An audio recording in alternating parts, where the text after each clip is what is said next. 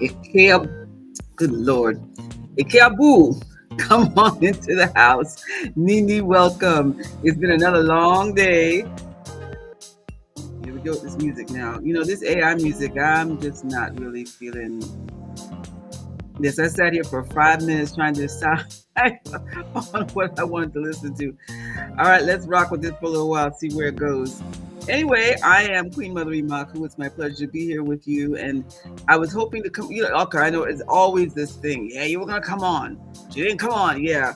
Listen, I spoke on Saturday at Essex County College for the African Spirituality Conference that was hosted by the Africana Institute, which is run by Dr. Akil Kalfani. It was a wonderful day, wonderful. And the day was running long. And so, in the interest of fairness and time, um, I just truncated my message, okay, and asked everybody to please come on my YouTube channel, or if you're connected to me on the internet, or all the different places where you are, and I would give the fullness of my message then. I just touched a little bit. And this is from my Heb book. And so let's get into it. But actually, you know what? Let me see who's on. Give me some feedback on this music. Because personally, I'm not feeling it. Peace and blessings. Brandon, how are you, dear? It's good to see you. How is your mom? How is your mom? Oh, please. I'm trying to get used to this. Like, share, and also subscribe. And if you are on my Facebook page, then please, please, please share it to as many groups that would welcome it. Please don't stick it someplace where it's going to be a nuisance. Okay, just put it in places where you know it's going to be welcome. Oh, let me see. Reminded myself. Let me do that right now. Brandon, how's the music sounding? I'm going to cut it in about a minute.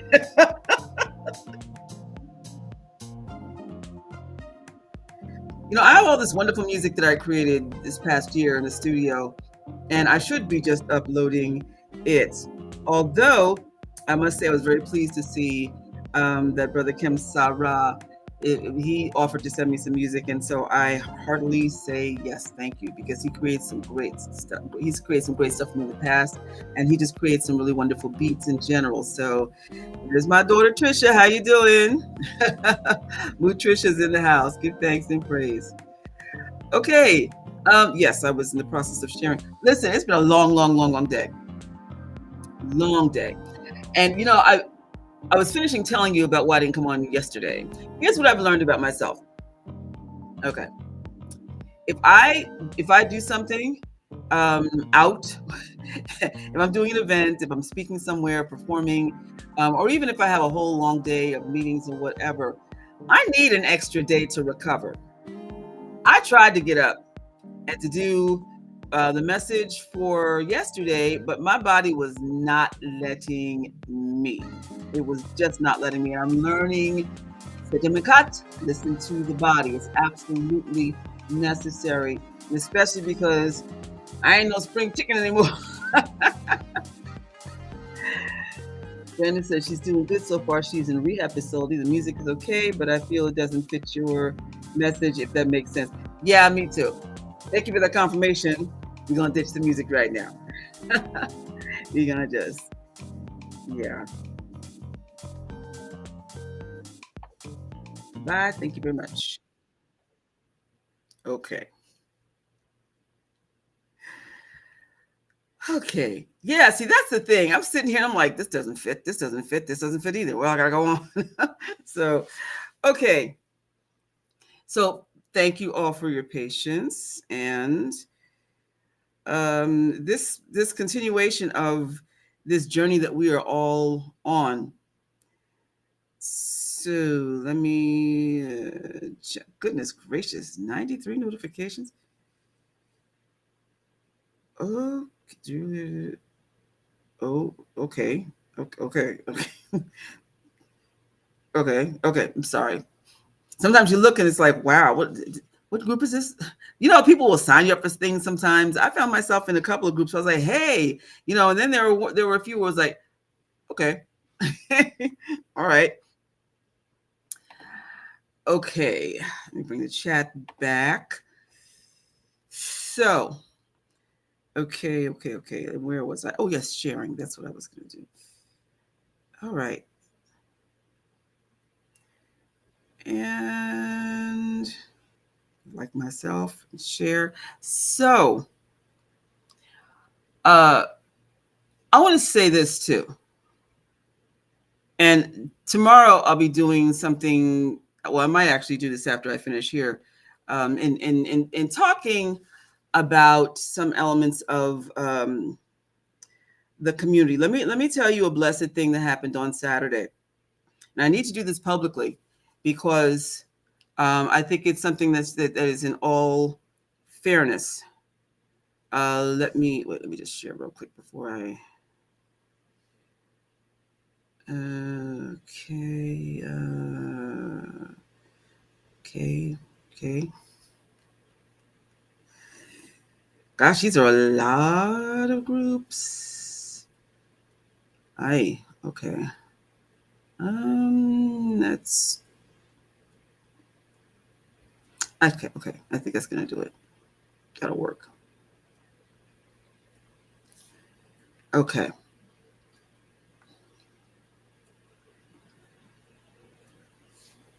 Okay. Okay. Bring the chat back. Gosh, these are happened to me the other day. All right. So let me share this. Now I don't know if you all remember about 5 years ago. It was during COVID.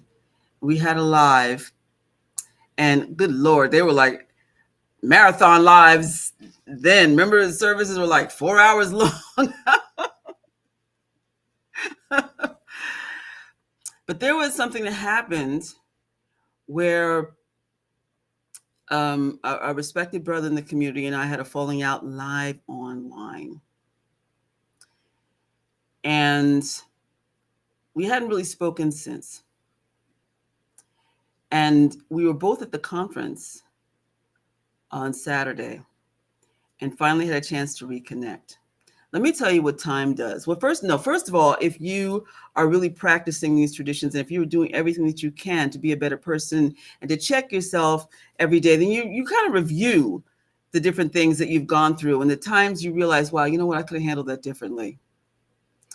So we both had a loving meeting of the heart and of the mind. And, you know, COVID was a very stressful time. It really was. Then I have to tell you also, this individual who's no longer in the temple, I had to put her out. She's online. She's saying stuff like, "Huh? Did you get that? Did you pick that up? You gonna let him speak to you that way?"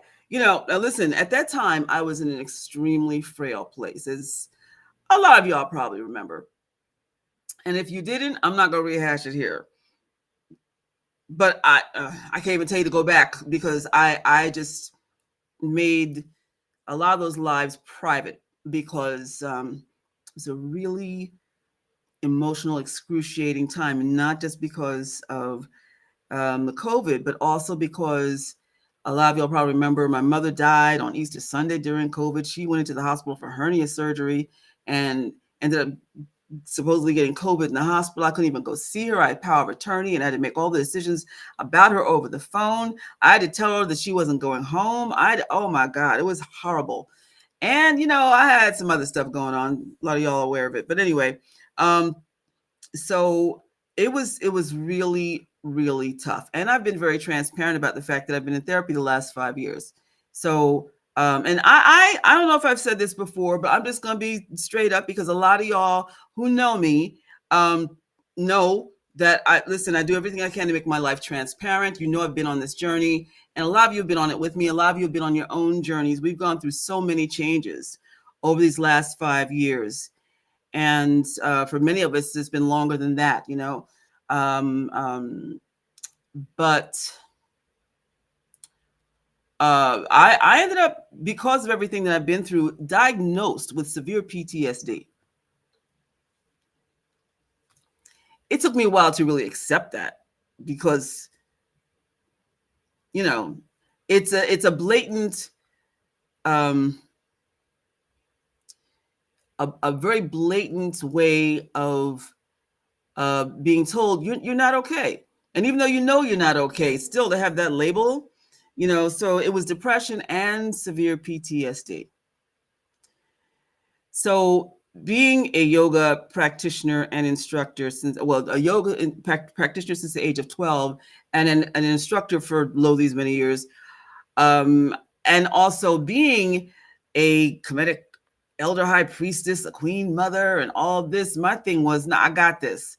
My life was falling apart, but I was like, I got this, okay? But I knew well enough to just get to get and stay in therapy, because I had to learn how to manage what I was going through. It was bad. I mean, some of y'all probably remember, I was having trouble leaving the house. Oh Lord, it was just bad. It was bad, bad, bad.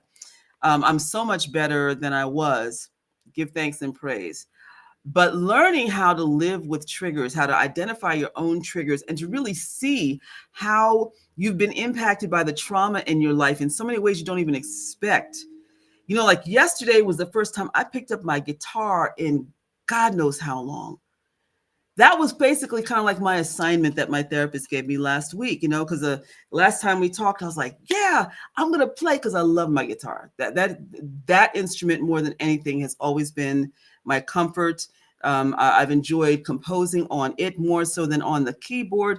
And listen, one of my Kemetic names is Neb-t, which means the ancient Kemetic lute or guitar. The guitar means so much to me, and I just emotionally could not bring myself to touch it. And last night, I'm trying to remember what it was that shifted my energy. But last night I said, pick up your doggone guitar. You love your guitar, and so Cheryl Lee, it's so good to see you. Peace and blessings. I picked it up and I dusted it off. Now, I've been dusting. I've been like lightly dusting, and I apparently had not been doing that good of a job, because I still had a lot of dust to get off of it.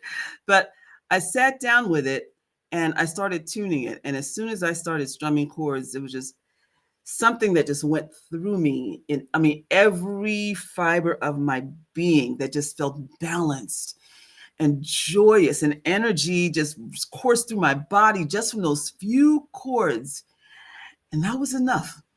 That was enough for then, okay? Because like my therapist said, just do it a little bit at a time, And so just remembering how good that felt, it was everything to me, And I think a lot of that had to do with the fact that we had the chance to have that major healing this weekend.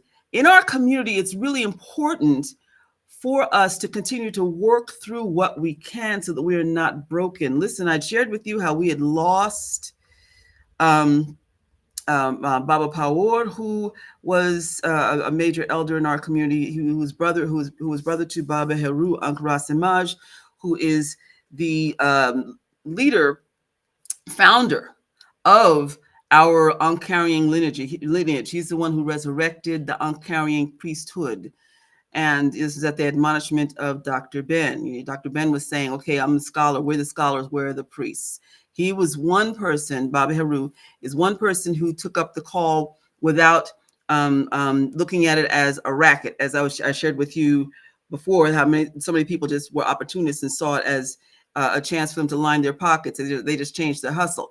But with Baba Heru, he had a very sincere desire. Okay. What in the world? That's weird.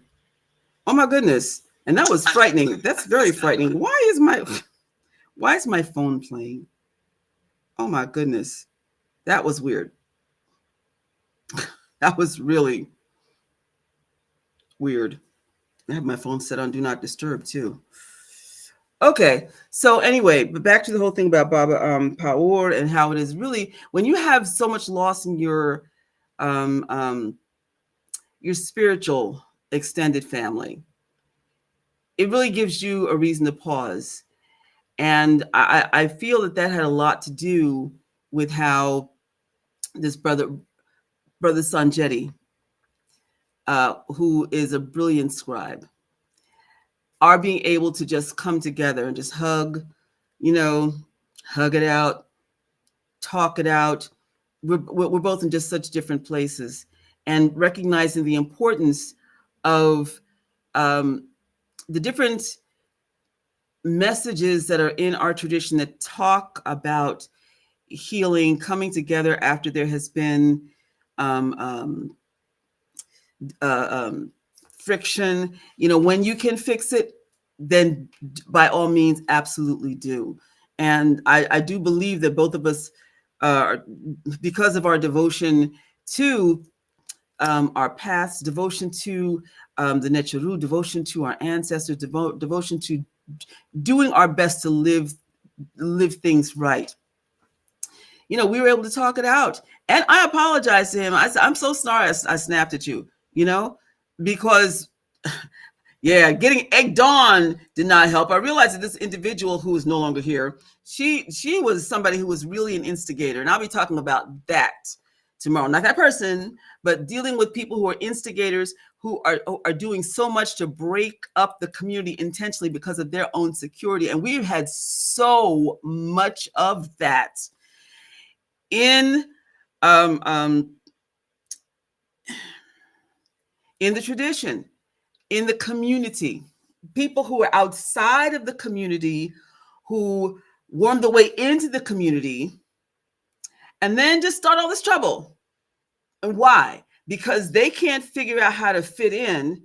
So they're going to try to turn things their way. And if they're used to being troublemakers, then that's exactly what they're going to do. They're going to stir up some trouble. A lot. Unfortunately, there's been a whole lot. Yeah, like I said, I'll be talking about that in my next video. But and Cheryl Lee, it's so good to see you. Yes, I this whole thing about dealing with triggers, it's tough. It's so tough, and it's not something that easily goes away. There have been days where I've just been like stuck in fear because of the things that I've been through, just absolutely stuck, even as far as jumpstarting my career again, just sitting here and just remembering about this. And then also the fact that I was stalked, and I had to really look at why I've been afraid to really, really get myself back out there. One, because I've been very disappointed by the supposed support systems that are there. Not my therapist. Love my therapist. Therapist, solid, okay? And the place that I go, just absolutely wonderful, nurturing, positive, empowering, and all the things that I needed for it and have needed for it to be. But I had to really start unraveling history in my mind and really start thinking, okay, so why am I stuck in this? Why am I afraid to get these products out here? Why am I afraid to, sometimes I'll be sitting here and I'll be ready to go on. And quite honestly, there are times I'm like, I'm not motivated enough. I have to talk myself into it. And it's not because of y'all, because I know that when I get on and, we start having our conversation and sharing and unraveling and building, I feel so great, but there are some times where I just feel like I'm stuck. And it's a normal response from what I understand when you are dealing with PTSD, because you don't want to be hurt again. And you're going to do whatever you need to do to make sure that you don't get hurt again, So one of the things I've had to really work on is identifying who's real and who's not, which is a big deal. When we get to talking about Ost later, then I'll be talking about how about being able to relate to her story and how her wisdom came.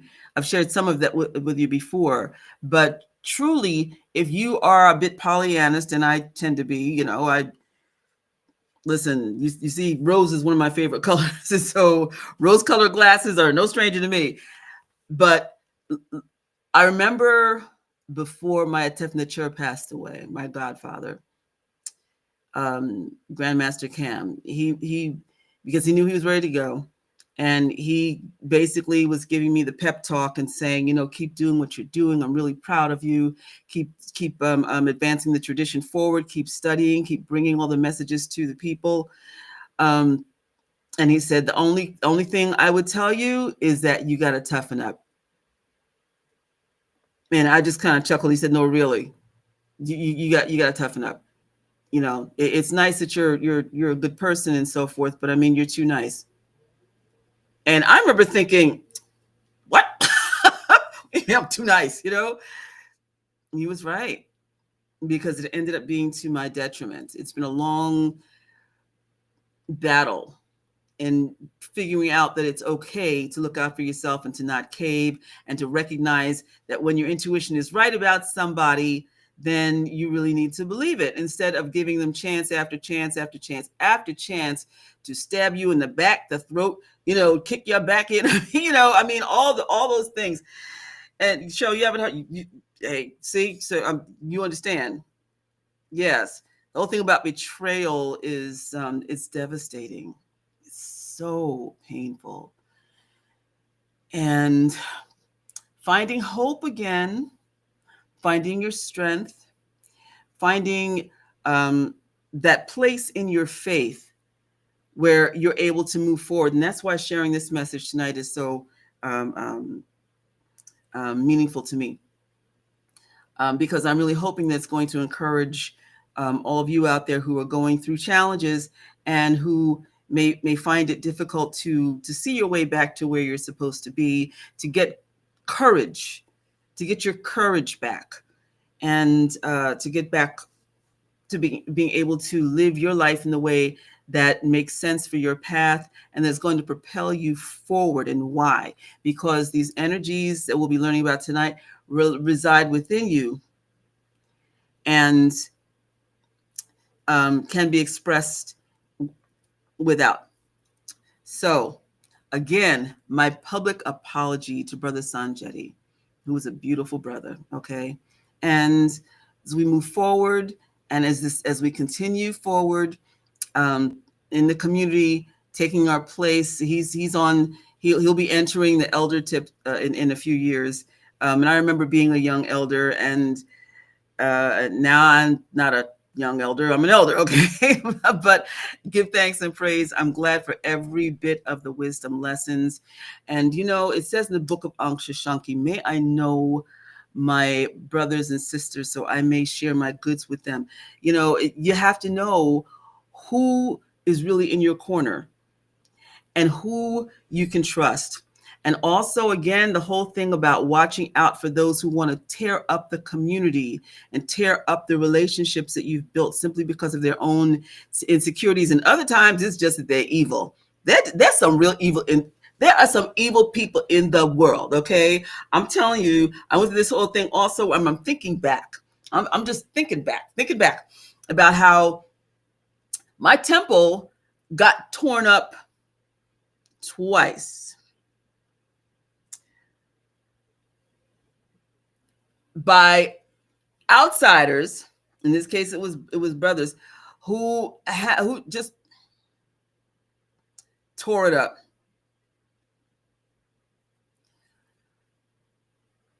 Deep lessons I had, very deep lessons. And again, people from outside who all of a sudden appear.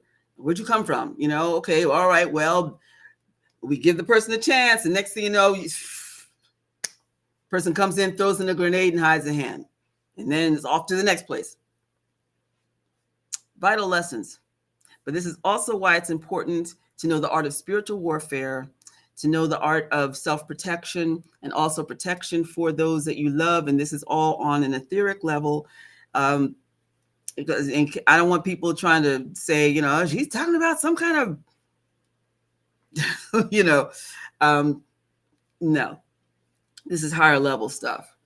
And so, Obalafia Orikoku. Is that correct? Obalafia Orikoku. Wow, for sharing. I've listened to your podcast and await more. Glad to give thanks and praise. So is that your original? Bren, please share. I'm so glad. Thank you that you're here. Thank you for coming back. Okay. Oh, one more thing. Listen, if you ever want to get to the bottom of a situation and you want crep, clarity, you want things to be revealed, get yourself a white candle, 7-day candle, and you get the oil that's called clearance. And I mean, that's something you should have in your arsenal anyway. And you, because we work with the Simbi energy, okay, you take a dab and go clockwise around the circle, I mean, in a circle around the candle 7 times and pray for clarity. The one to, well, there are 2 to pray to for clarity. There's Kenamu or Kenum, but also especially Kepit. It's Kebut or Kebit. She is clarity. She is purification. She brings the cooling. Um, she is all things pure and clean, but also she reveals. She helps you to get to the bottom of things. You've heard me use the term wuhe. Wuhe means to puzzle something out, to unravel a thing, okay, to puzzle something out, to figure out exactly what the source of a problem is. It is depicted as a boat that's overladen with um, with goods, and but it can't move because it's got too much stuff. So when you have something you need to puzzle out, you find yourself stuck, and you lighten your load as you begin to unravel and figure it out. And like, you know, you have knots, and then it takes a long time to get out knots. Like, you know, listen, I remember today as I was watching the video of a colleague dealing with finger symbols. Okay, y'all know sacred belly dance is something that I do and I'm reclaiming in my life. So I'm watching, I was like, where are my finger symbols, right? And so I went into my stash because I've got quite a collection of percussion.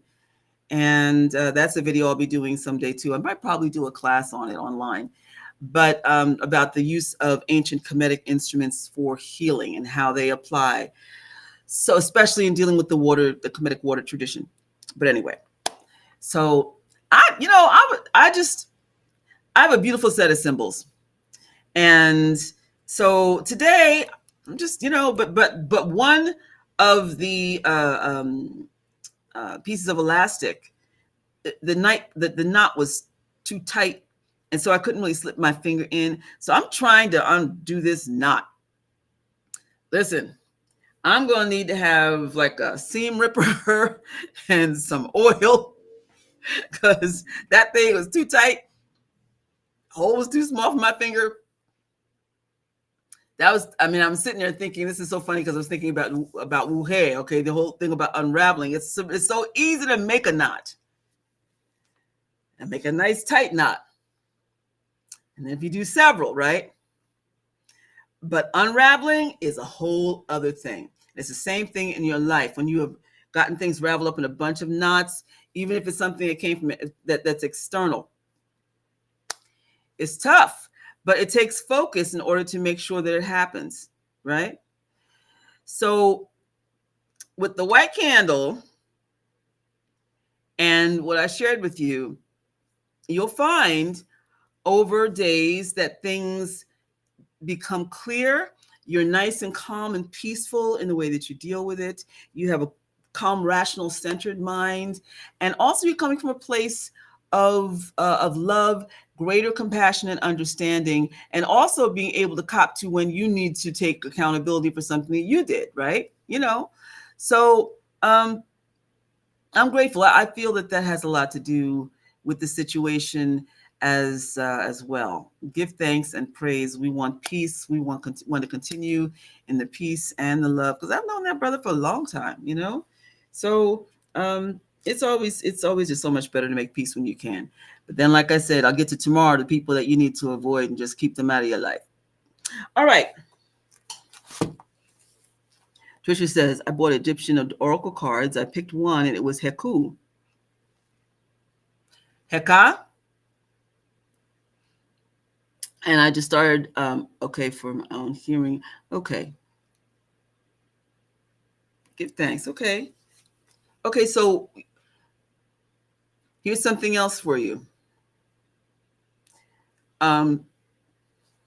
Because y'all know we use Heka.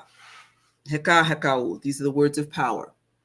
And, it's formulaic. You have to know which guardians to put in what place in order for it to become the energetic flow, sequence, and desired result that you are looking for. Okay. So if you have cards, right, then you can even take them,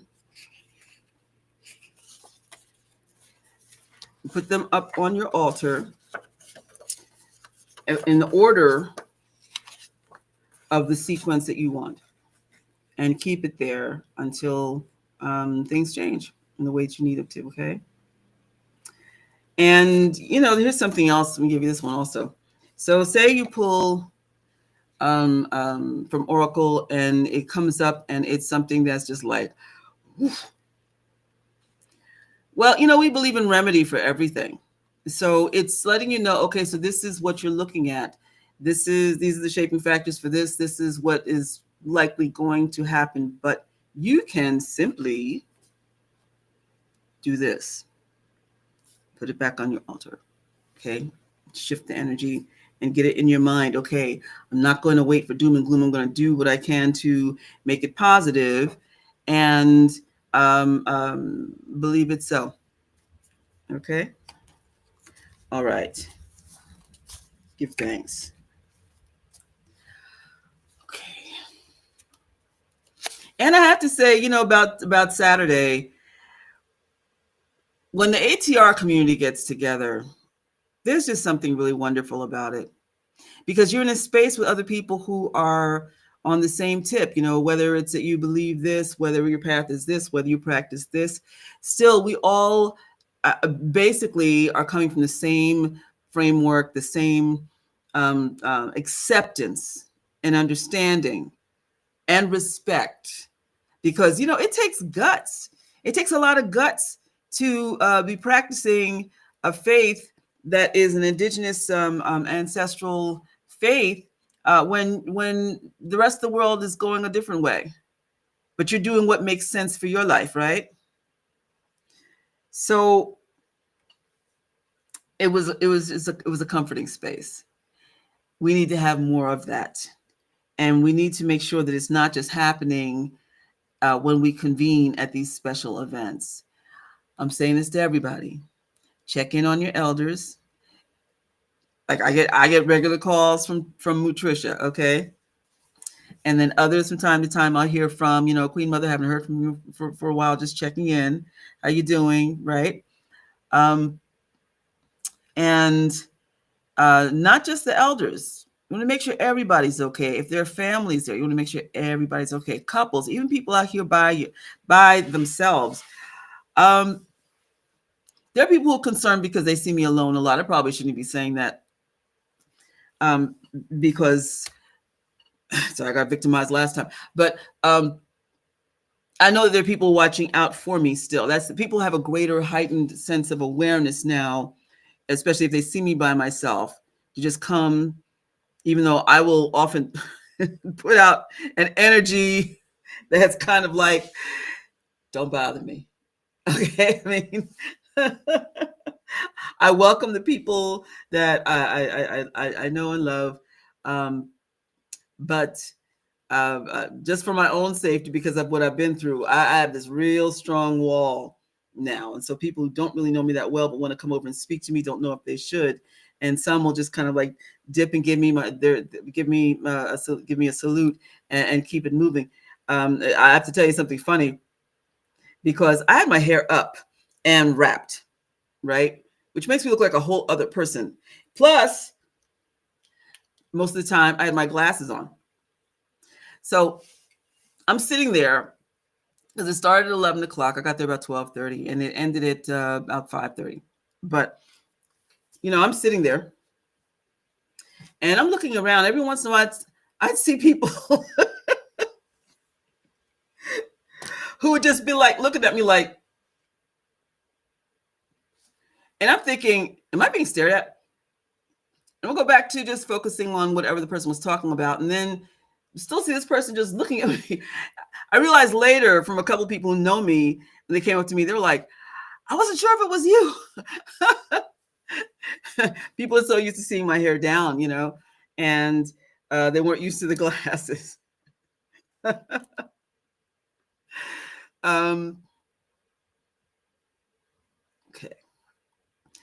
All right.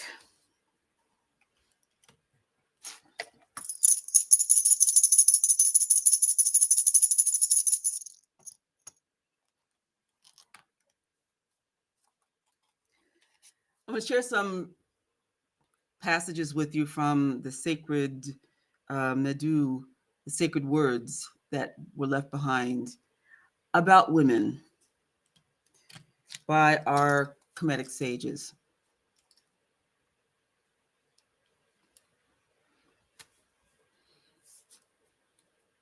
The book of Ankh-Shanki, which I had quoted from before, 8th chapter, 22nd verse. The wealth of property is a wise woman. Why? Because of the Neb-t. Who is the Neb-t?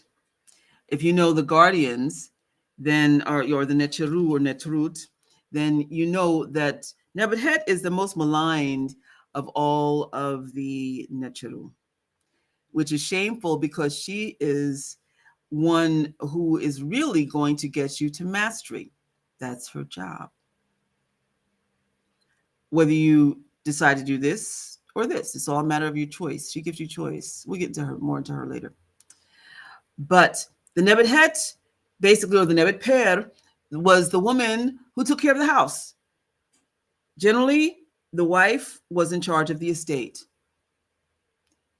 I've shared with you before in the book of Prince Harjadef, where the Harjadef advises his son. He writes this letter to his young son, but for the future, and get your life together, clean up your life, go make money in your chosen profession, and then go find yourself a smart wife.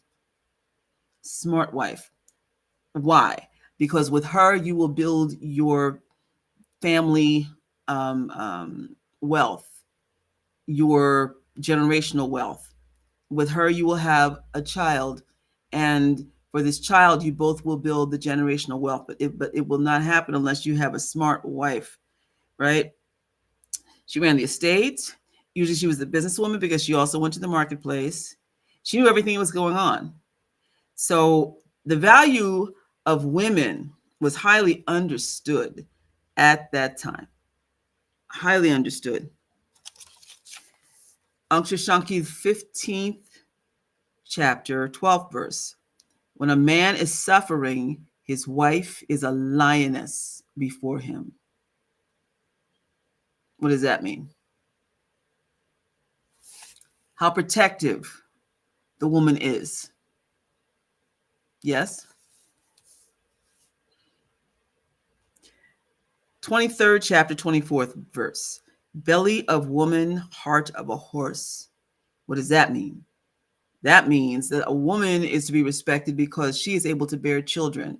She has a uterus. And because of that, she is, in so many ways, as strong as the horse. Not trying to, y'all understand. It's not like trying to say like, hey, my wife's an animal. No, it's admiring the strength of a woman who brings forth life.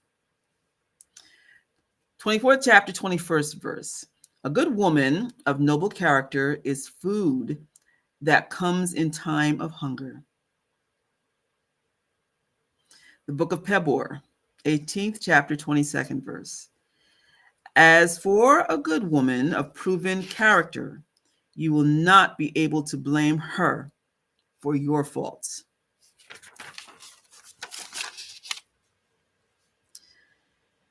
And of the sacred words, I last want to share this. And this is a quote that is part of the inscription on the Teken, the Teken inscription of Hatshepsut, where she says, Amun made my boundary at the limit of heaven.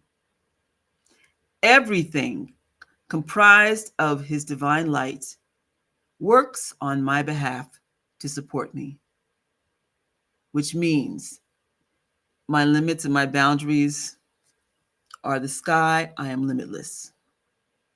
I am limitless. I am limitless. So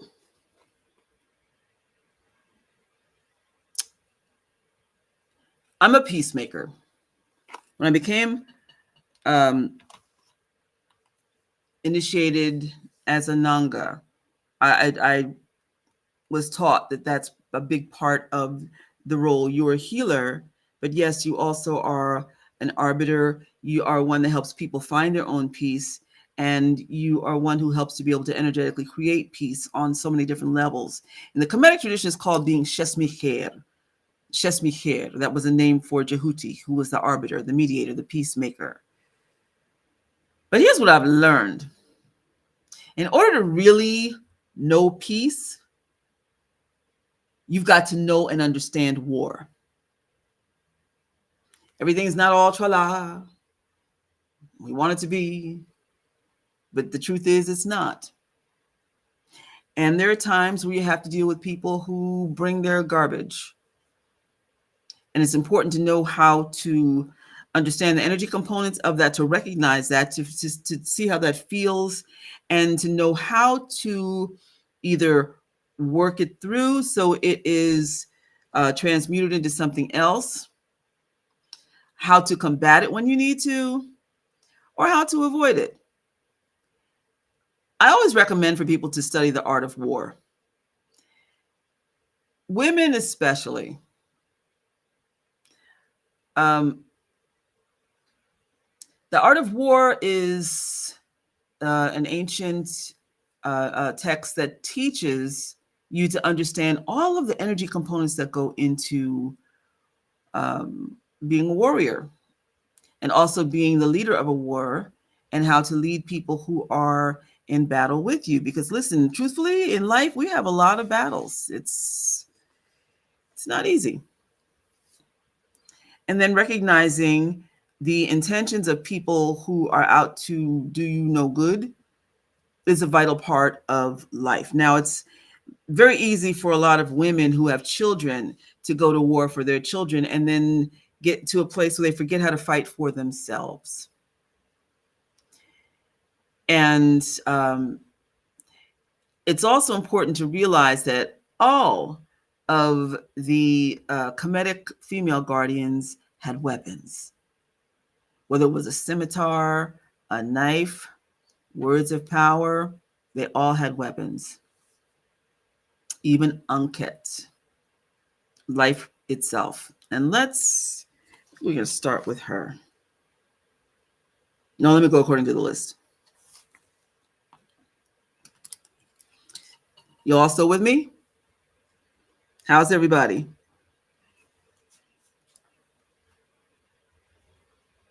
Oh, well, Lafi, I see. You said that's your name. Okay. Duau. Duau. Okay.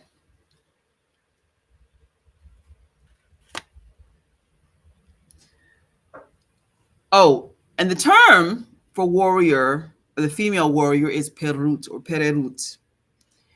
Warrior in general is pereru. Okay, which it rhymes with Guerreru, which many people are familiar with in the Orisha traditions, right? The warriors. There's also a word in the Kemetic water tradition, specifically, that deals with warriors, the Shereru. Mm-hmm. So let's begin with Hatmeit, who you heard me talk about all the time. She is love, love, love. I told you I've discovered that her energy is like Orzorifueda Dahomey, who is also known as Metresili. People also liken her to La Serene or La Serena, and also to Yamanja, but you'll find that she is all of that. She has the fish crown, and it indicates her name is the mother of fishes, she of the abundant heart, she of the abundant breast, just like Yemoja. But she is also the leader. Hat means the head, it means the heart, but it also means leadership, and also having the finest things in life. And Cheryl Lee, yes, those passages sound like scriptures from Proverbs. Proverbs borrowed very, very liberally from the Kemetic sage writings that were in existence thousands of years before there was even a Bible. Yes. Joanne, Sister Joanne, how you doing? Joanne, do you have a podcast? Wait, just got off my pod. There you go. Okay, yes. I think I found you. I'm like, because I wasn't sure about the last name. Did you interview Hector? Ugan Hector? At one point?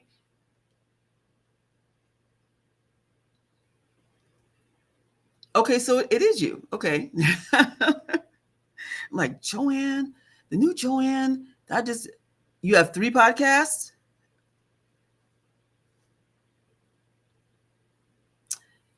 Do me a favor and send me a message on Facebook to let me know. Because I was enjoying one that popped up with a Joanne and the last name started with a G. And I was like, that sounds, I wonder if that's the same Joanne that just recently connected with me on social media. Okay, I dug it. I really dug it.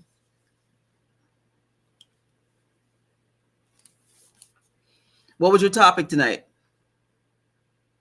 Well, I'd love to be on. Thank you. Wow. What was your topic tonight?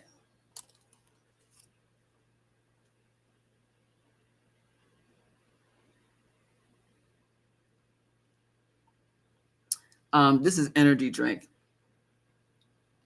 I was not really much of a drinker before, as those of you who followed me a long time have known. Pretty much a teetotaler, but I loved sweet wine. Taboo, no more alcohol at all. I mean, I wasn't even much of a drinker. Nothing.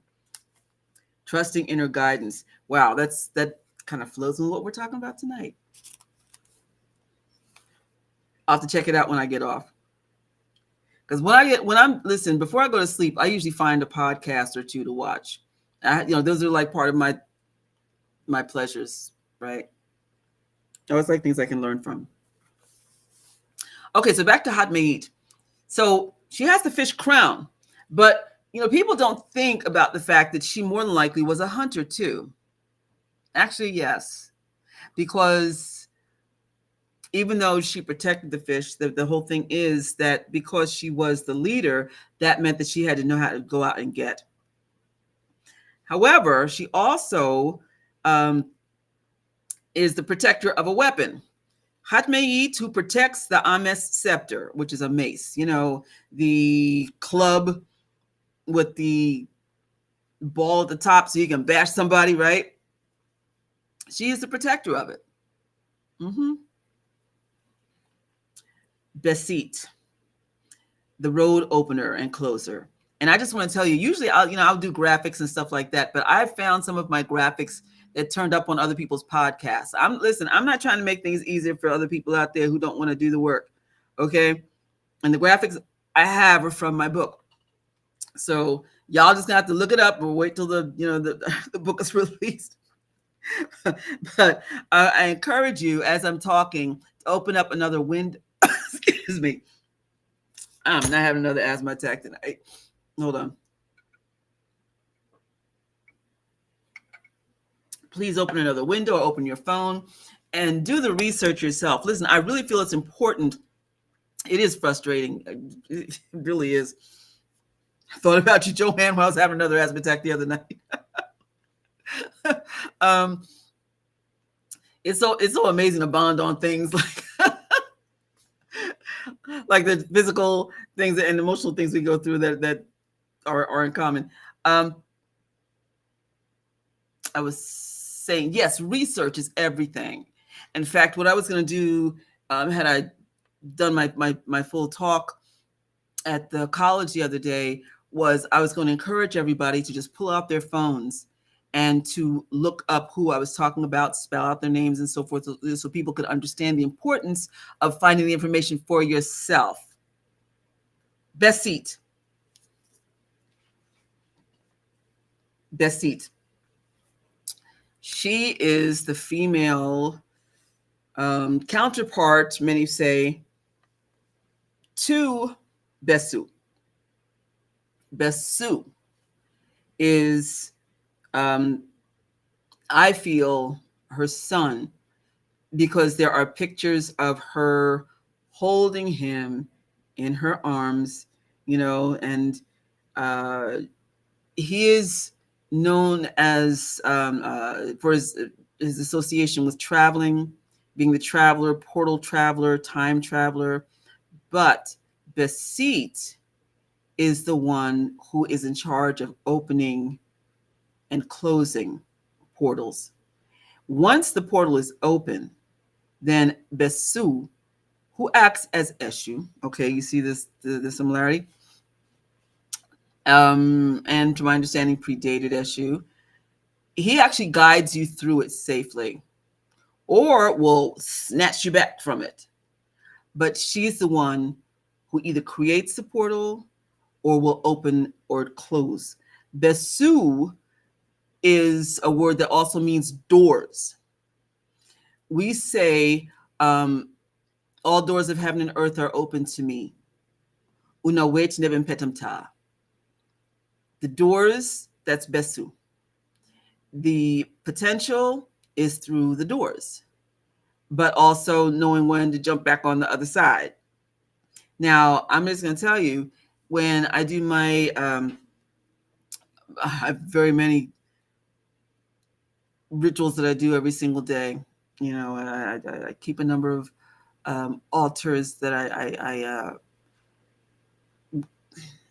store for another show.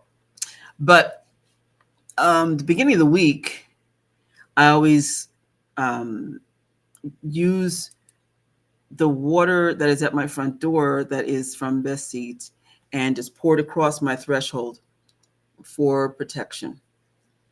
And then put new water in. And then I pour what is in there into the Besu vessel and anoint myself with it. Mm-hmm. Trisha says, that's cool. There's doors for every room in the house here. It's weird. Wow. Well, in those cases, instead of, because you can also go around and anoint doors with sacred water. But another thing that I do is I take my incense wand and I go to every portal. All right. The window you see here, every altar that I have, every door, because I have a front door and a back door, and I have a lot of mirrors. Make sure that you do the circle of protection, the symbol of the duat in each mirror, especially because mirrors are portals. And you want to make sure that nothing comes through that's not supposed to be in your house. So that's something that you can do on a regular basis, especially if you're in a place that has a lot of doors. That's something that my mentor taught me years and years ago. D. Stevens, my mentor of 13 years. Yeah. Okay. So what is her weapon? Check this out. So she's associated with music just like Besu. And so shakers, that's a weapon for her. But in particular, the clappers that go back to Kemet that are like the claves. Okay, they're like claves, the timekeepers are your sticks. In Kemet, they used to have clappers that looked like two arms with hands, that you would, right? So that's sacred because, and it's interesting because clave also in Spanish means the key, the solution. what is unraveled, okay, the opening of something, and um, um, certain rhythms that were played in Kemet, just like now, will open up energy and will shift things around in a way that is going to be protective. Yeah, lots can happen with instruments that can protect your home. Reverend Tamu, how are you? Give thanks. All right, give thanks. I'm just gonna have to write your name. I meant to do that before and just keep it right here. Sabayit. Okay. All right, next. Okay, wait. Yes, road opener closer. Yes.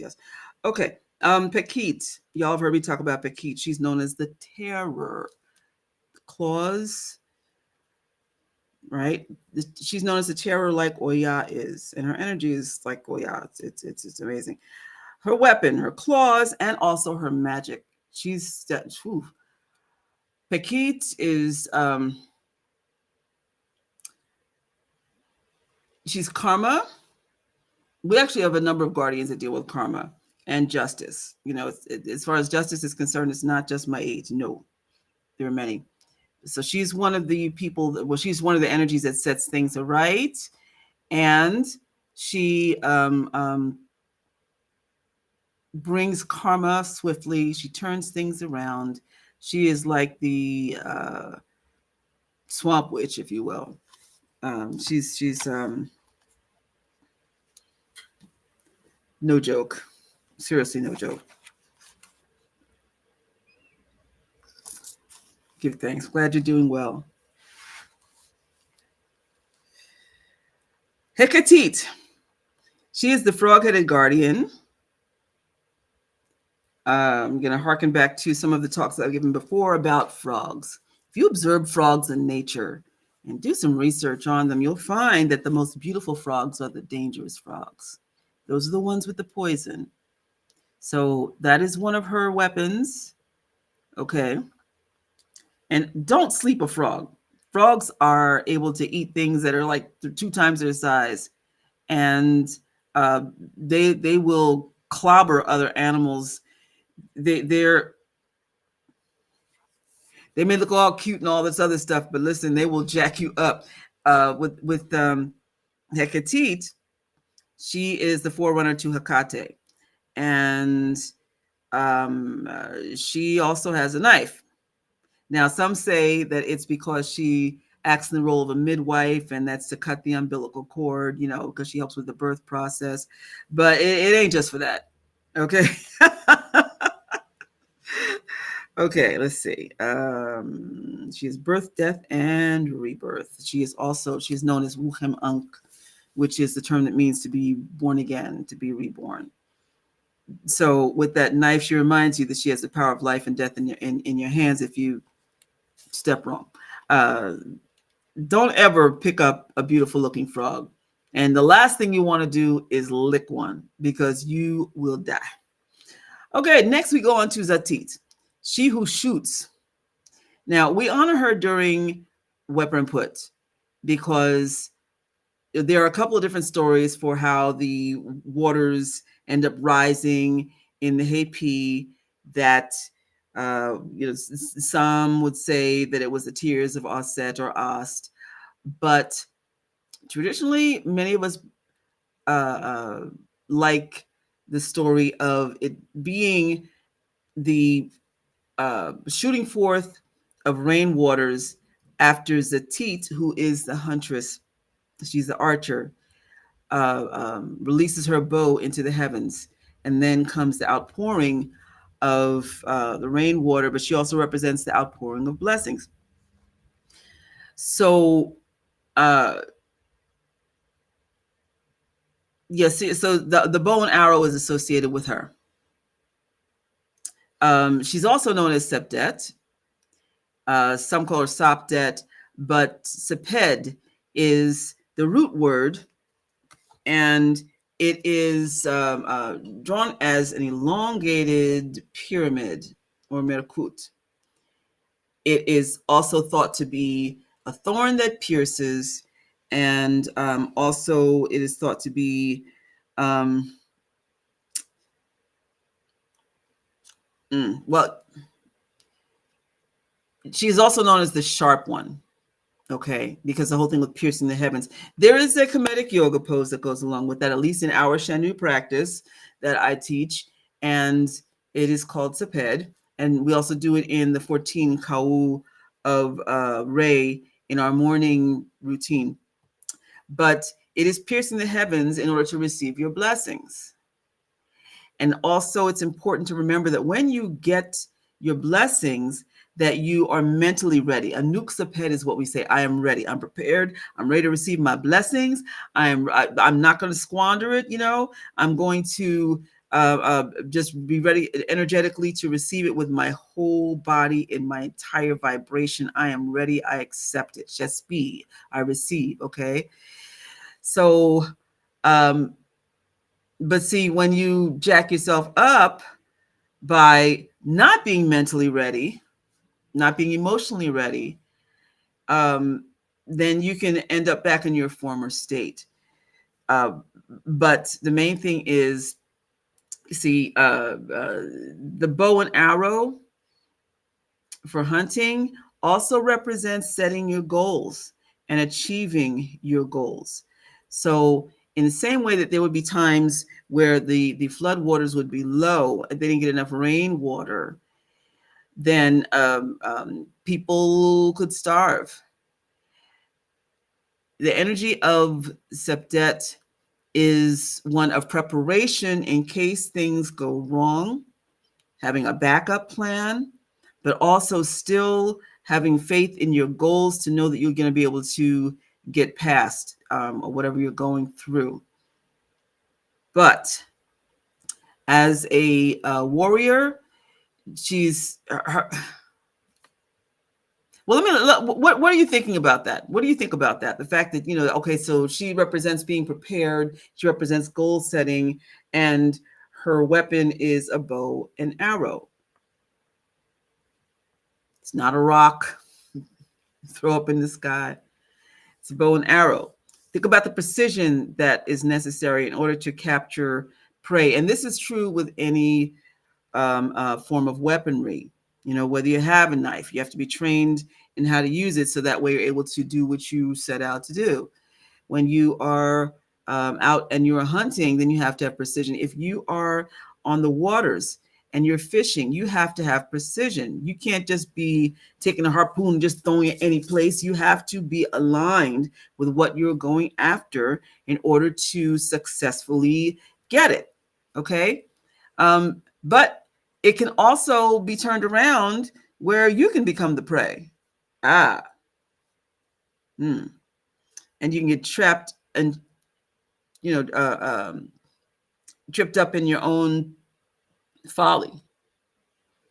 So if you find that you are, and this is the other side of Satit, if you find that you are going after things frivolously, or you're wasting time, and you're not living according to your purpose, this is where the bow and arrow can end up becoming your downfall, because it's like, oh, okay, you're gonna go after this over here. You're supposed to be over here, but you want to put all your focus in going over here. Hey, do what you gotta do. Later, okay? Yeah. So if you're trying to get back on path, then she's not the one to ask to help get you back. There are other guardians for that. Basically, she's just like, listen, I tried to tell you. So now that leads us to Anket, also known as Ankit, also known as Anuket. She also is a huntress. She also has the bow and arrow. And she is a protector of life itself because of her name being Ankh, the Ankh, or Ink is the way it's really supposed to be pronounced. But she is life itself, and she is a protector of life. She is known as the embracer. Now, it's said that that's because the fact that she would also be instrumental in the floodwaters of the Hapi, and it was considered a beautiful thing to see her waters just hugging the riverbanks with the the water overflowing, and also knowing that it was going to help with the irrigation of the land. But bottom line, she is a protector of life, and she reminds you the importance of protecting your life, which means at times to fight for your very life. Do not let somebody else just come along and lead you astray, or do things that are going to interfere with why you're here, or people who lead you to places of delusion about who you really are. Even if you do that to yourself because you wish you could be this, but in truth you're this, and you're not really dealing with the reality of the fact that you're this, and you're not owning the strengths of who you are here, and living in a delusional state.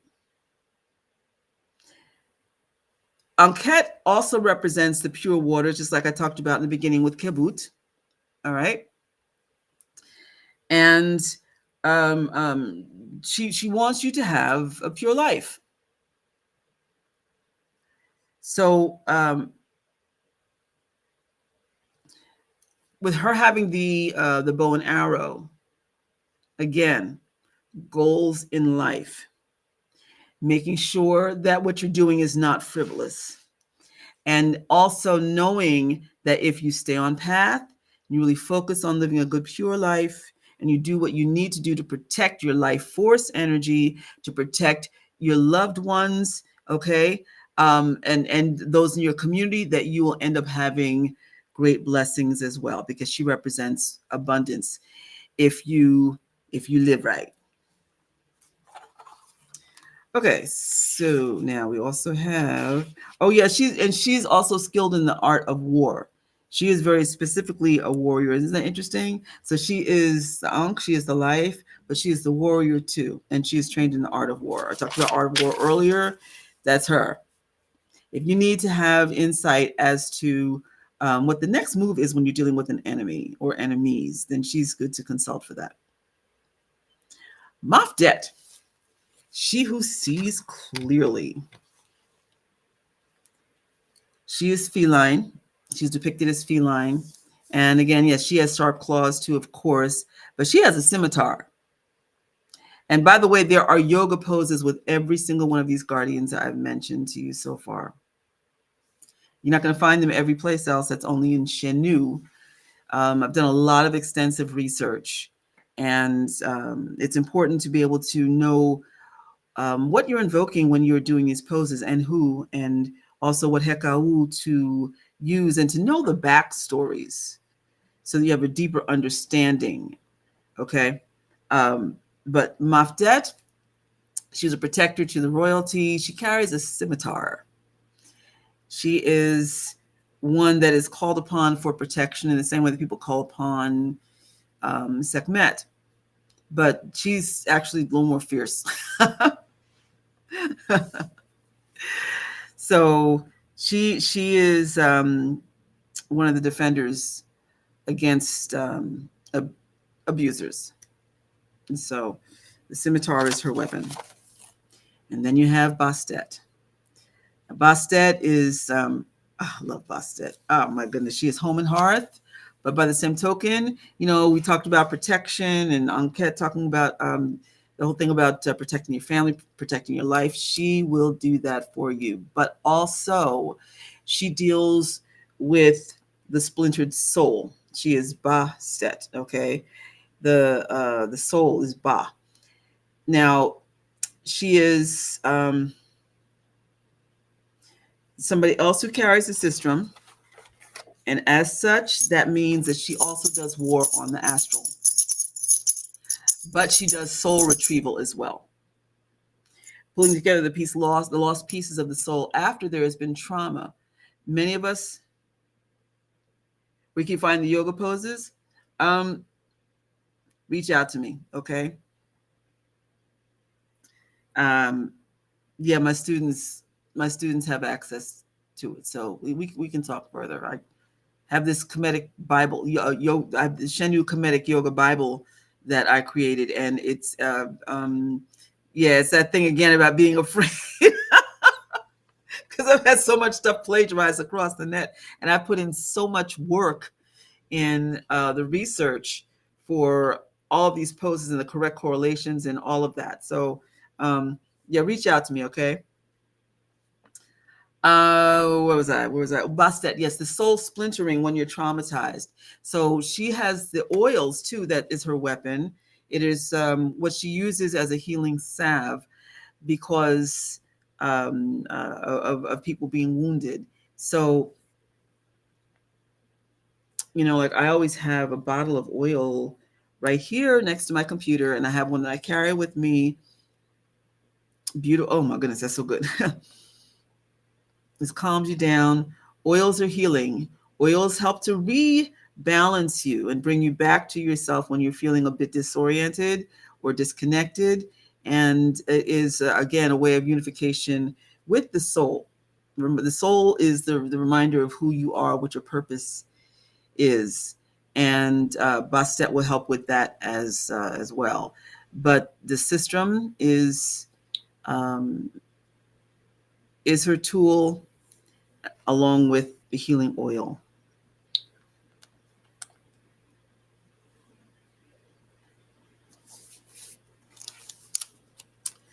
Now, this is one of my absolute favorites, and I think we're going to be doing this whole thing tonight.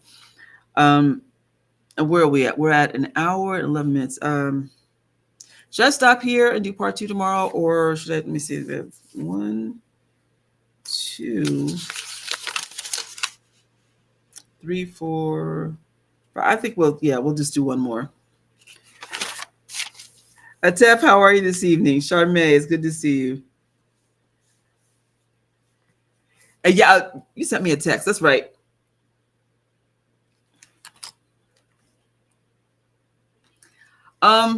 Tomorrow's Tuesday. If you want to try to get me at some point tomorrow afternoon, or even when you get off work, then that's cool. Okay. Where are we? So I think I'll do one more and then do part 2 tomorrow. And let me tell you, this one, I'm talking about the system. Neb-t. She is known as the Savior and Redeemer. She is a protector of abused women and children and the marginalized and the disabled. She goes after she protects the underdogs in society. And she's associated with Tefnut. And her story is kind of rough. But let me just say that she understands the pain of assault because she experienced it herself.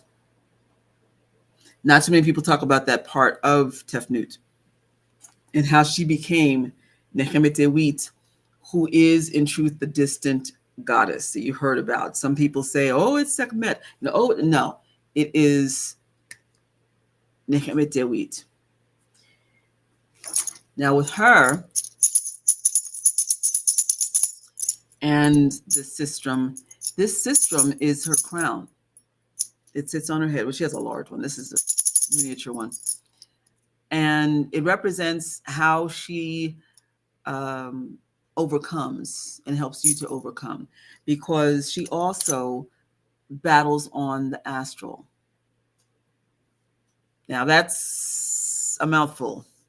Battling on the astral. If you've been trained in astral warfare, and I have been, I choose not to engage. I only do it if I absolutely need to. But that's her thing.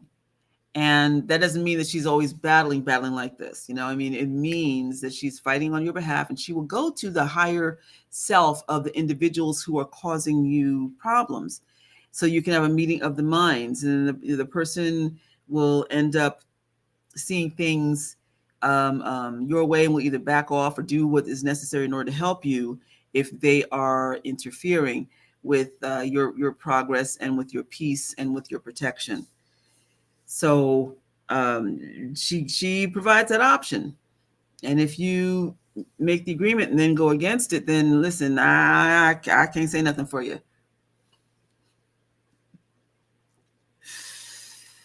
Um, yeah, her name means the Savior and Redeemer. Nechem is the root word, which means to save, to deliver. And I know for many people who are in the Abrahamic faith, it's probably very hard to hear. All of this came before, long before. There's a term for Savior also for Heru or Sebekeru. Mm-hmm. Yeah. So that sistrum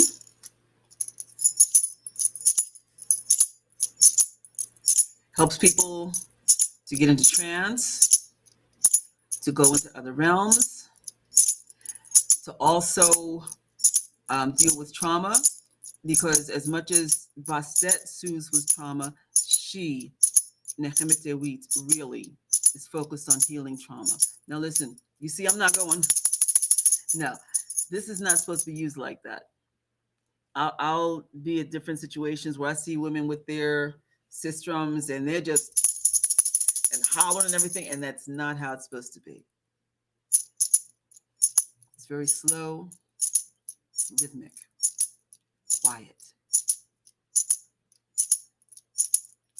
A lot of noise is not going to put you to trance. It's just going to further traumatize you.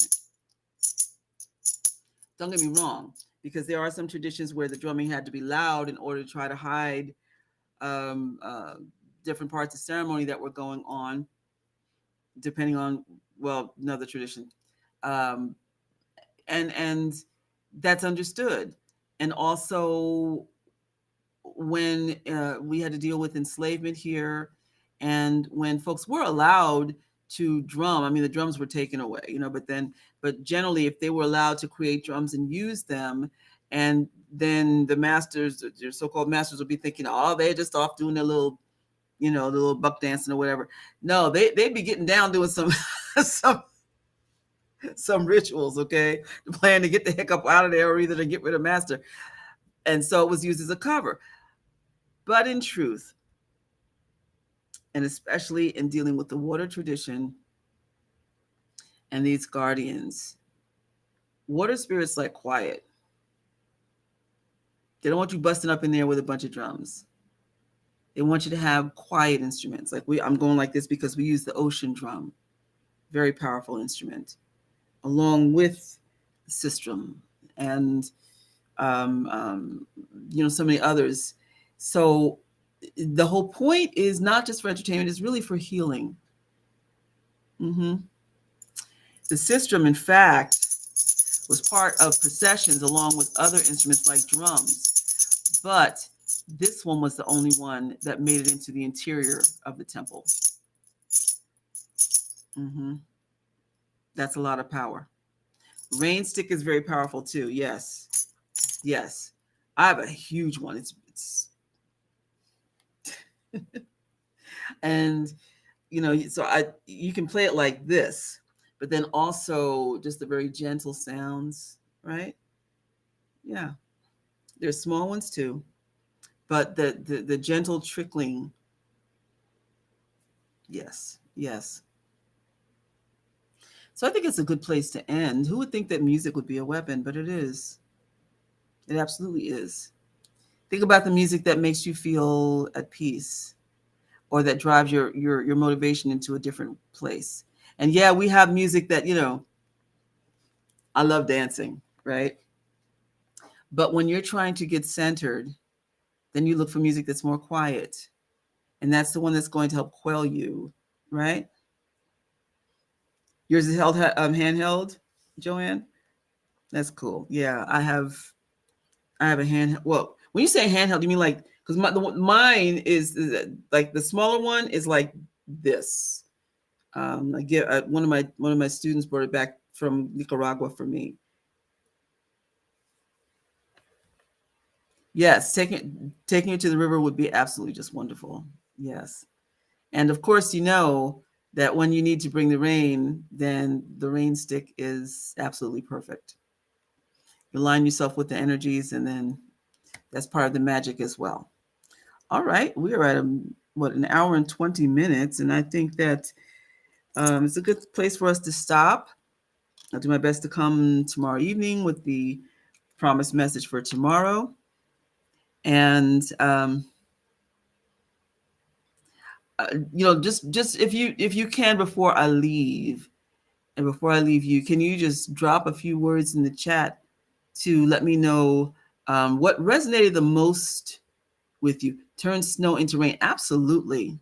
Absolutely. Oh, that's right. I need to mention tomorrow about Sarkut, because Sarkit is mentioned. I mean, it's pronounced both ways. But in Kemet, they had guardians for snow. There's a lot of power in snow. What is my blouse doing? Okay. Just make a note of that. Okay. All right. Yeah, let me know. So before I go, what are your thoughts? Do you have any takeaways? Do you have any questions? And yes, notes are excellent. They are highly advisable, actually. Okay.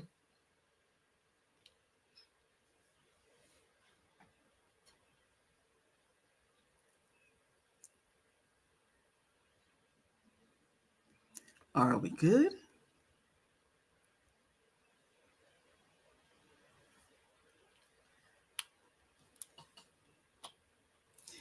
I got into a place where I tried to sort of tailor things and avoid using certain words, because I know I have a vast audience.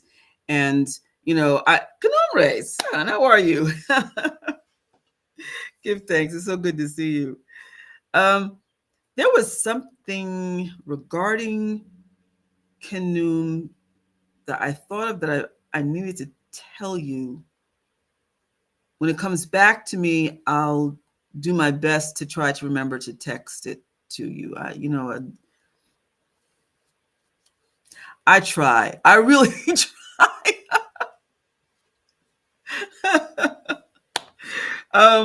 What was I saying? Not tomorrow night.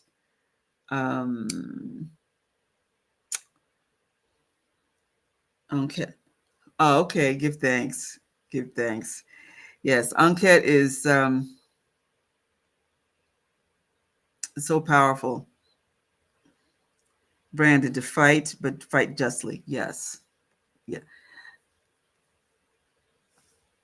Although I always say, remember, yeah. Well, as far as what just is, fighting justly is, because there are people who can fight dirty, but then what is that? If you've got somebody who's trying to break into your house, you're not going to just sit there and pray. No, you're going to pick up something, if you have any sense, and bash him over the head, right? Or whatever you got to do, right? So, but yes, justly. To me, that's fair. What you're breaking in my house for? I don't know what you're going to do. So, hey, I got to do what I got to do. That's how it is sometimes. I've always said, as far as this Perank is concerned, we're not the ones, we don't start stuff. But the thing I've always taught is showing up how to finish. People who've tried to start spiritual wars with us over the years, and that's the thing I always had to remind people. We may present as fluffy bunnies, but we'll turn junkyard dog on you in a heartbeat. It's important to know how to protect yourself. And don't take advantage of somebody because of the fact that they're nice, and assuming that you can just run over them roughshod because you think that we ain't got no juice. We're the ones that you most need to look out for. And with that, Joanne says, it's funny because I often take my statues of the goddesses to the river with me. Oh, that's so wonderful. It's beautiful. That's a wonderful Trisha said, damn straight. And that's a beautiful thing to do.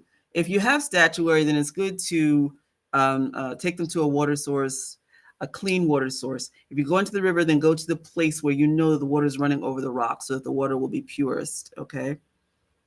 It's a good thing to do.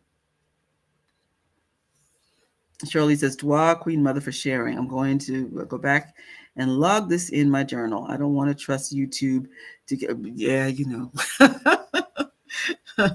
to keep this info for me. Yeah, that's the other thing. Because I'm talking, I'm like, are they going to strike me for saying this? This is, you have to be so careful now. So, but that's what I was starting to say. Yeah, I used to be, for a minute there, I'm like, well, let me just very carefully curate my words so that people who are of different faiths don't get offended. Listen, daggone it. This is our faith. And this is part of your world history. Okay. And so it's wiser to try to get an understanding of it as opposed to sitting back and critiquing what you don't understand. That's what I got to say on that. Okay. All right. Well, I will see you all tomorrow evening. Y'all keep me in prayer, and I'm going to get a great night's sleep. I'm going to go find your podcast, Joanne, and I'll let you know what I think tomorrow. I know it's going to be wonderful. I'll make sure to leave some comments for you. Okay. All right. So for the rest of you, just say it with me. We end by saying Meria, which means much love. Heri, which means be at peace. Tenny, come on, we're almost done. Tenny, which means to be accountable. Jebewi, which means to be compassionate and merciful. And finally, Men Nechem. No, Nechem. Men Nechem. I'll be going to sleep in about an hour after I see the podcast, after I see Joanne's podcast. So I'm just going to be sitting, be quiet. Men Nechem, which means stay sweet. See you tomorrow. Have a blessed night. To all my God children, I love you.